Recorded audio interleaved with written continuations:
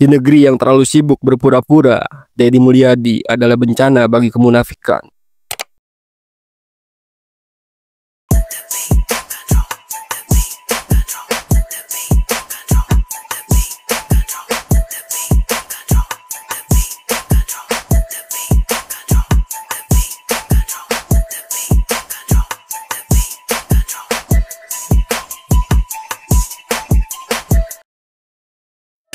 Saat politisi lain bermain rapi dalam bayang-bayang oligarki dan simbol keagamaan, Deddy datang dengan caranya sendiri, berteriak lantang mencintai tanahnya dan menolak tunduk pada sistem yang korup.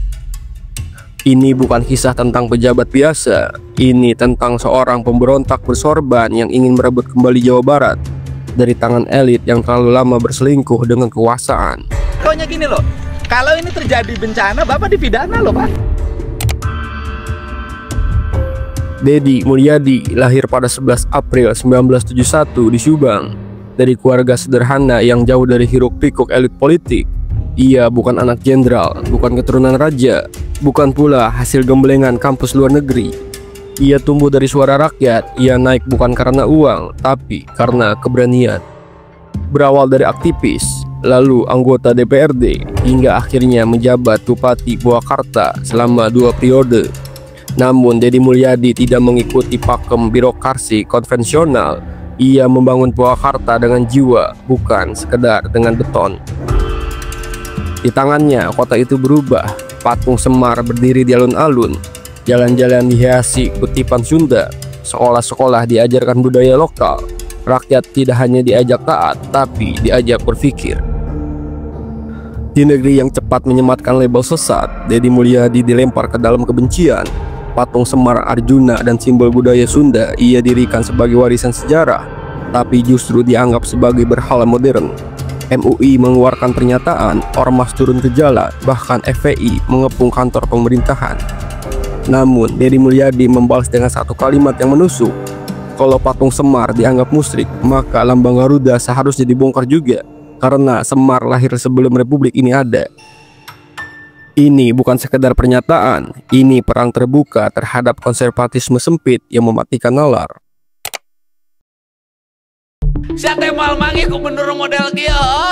Meski loyal terhadap kader Golkar, Deddy Mulyadi seperti benda asing dalam tubuh partai. Ia terlalu vokal, terlalu idealis, dan yang paling berbahaya, ia tidak bisa dikendalikan.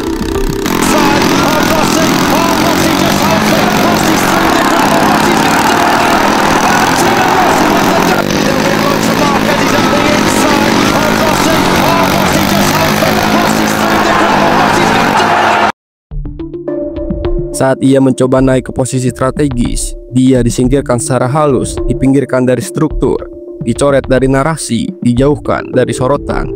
Karir politiknya dihancurkan bukan oleh lawan, tapi oleh rumah yang ia bangun sendiri. Ia tidak membagi sembako, tidak menyewa massa, tidak mengirim uang ke posko. Yang ia bawa cuma satu, ketulusan dan kerja nyata. Namun justru itulah yang membuat para penguasa panik.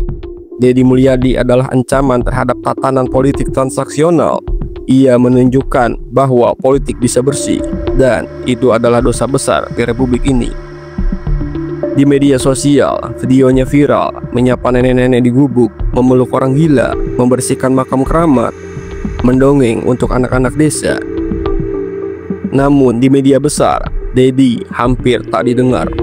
Kenapa? Karena ia tidak membeli airtime, tidak membayar redaksi, dan di Republik ini kejujuran bukan berita.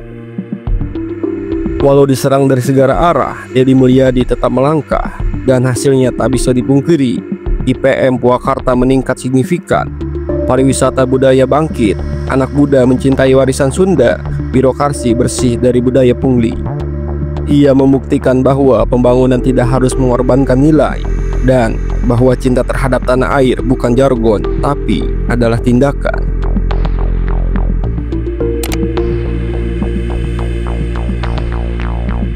Deddy Mulyadi bukan malaikat, bukan juga pahlawan sempurna, tapi ia telah membuktikan suatu hal, bahwa keberanian bisa lebih berguna daripada 1000 gelar.